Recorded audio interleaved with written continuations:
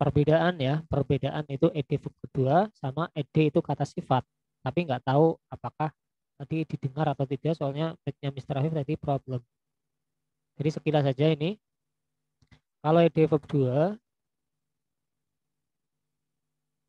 jadi kalau ed verb 2 itu ciri-cirinya seperti ini ya, subjeknya itu orang, verbnya bermakna aktif, dan di sini ya, verbnya biasanya memiliki objek, gitu ya. Nah, untuk perbedaannya, kalau ed itu verb, kalau ed itu kata sifat, yang pertama dilihat subjeknya. Nah, kalau subjeknya itu benda mati, biasanya ed-nya itu kata sifat. Contoh ini, a ball played. Jadi lihat sebelum ed itu benda atau orang. Ya. Kalau yang sebelumnya itu orang, benda maksud saya, itu biasanya adalah kata sifat. Ini kata sifat. Nah, terus yang kedua adalah ed-nya bermakna pasif. Nah, kita lihat di sini, ini kan enggak, artinya enggak bermain oleh saya ya, tapi artinya dimainkan oleh saya. Nah, ketika ed itu bermakna pasif dan tentunya enggak ada to be, enggak ada have, berarti ed tersebut adalah kata sifat. Yang terakhir adalah setelah ed itu biasanya diikuti oleh preposisi, mungkin preposisi by atau in, at, ataupun kata keterangan. Jadi itu untuk mengetahui perbedaan antara ed itu verb kedua dan ed itu verb ketiga. Nah, kita lihat di sini. Kita akan belajar untuk menganalisa apakah ini korek atau incorrect. Tentu saja kalimat korek itu harus ada subjek, harus ada predikat. Kalau incorrect berarti subjek atau predikatnya itu tidak ada atau kurang, mungkin kurang subjek maupun kurang predikat. Bisa juga incorrect karena predikatnya double. Kita lihat di sini. The money was offered by the client was not accepted. Di sini ada to be. Sudah jelas setelah to be ada ed, pasti ini verb ketiga.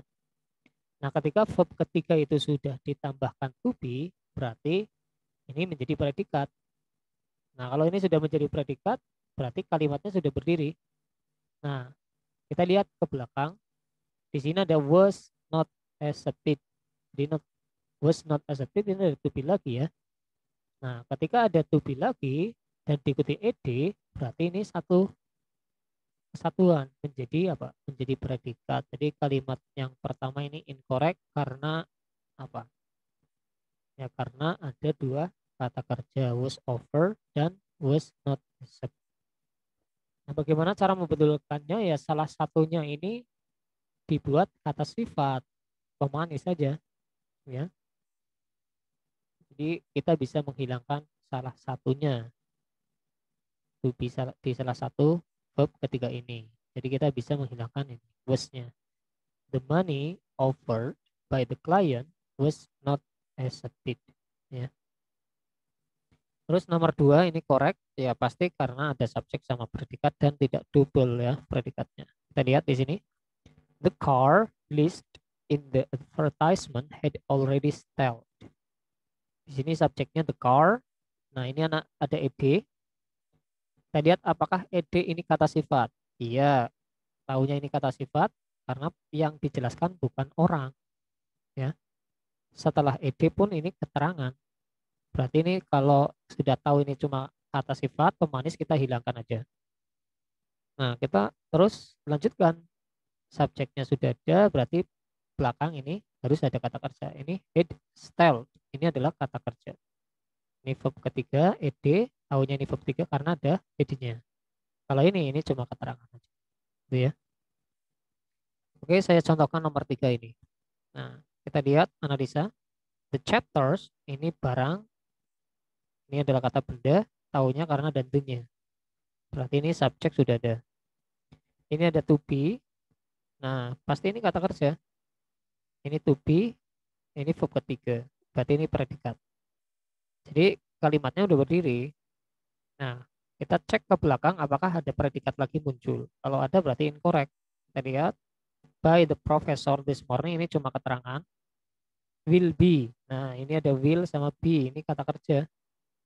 Jadi nomor 3 jawabannya incorrect karena ada 2 verb, were talk dan will be. Nah, bagaimana agar kalimat ini benar? Ya, kita menghilangkan salah satu kata kerjanya. Yang bisa dimodifikasi ya cuma verb ketiga ya, karena verb ketiga bisa jadi predikat, bisa jadi kata sifat. Nah, karena ini sudah ada kata kerja, berarti ini jadikan kata sifat dengan menghilangkan were. Nanti ini cuma verb 3 menjadi penjelas the chapter. Nah, silakan Anda bisa latihan untuk nomor 4 sampai 10 dan nanti kita koreksi. Baik, sekian.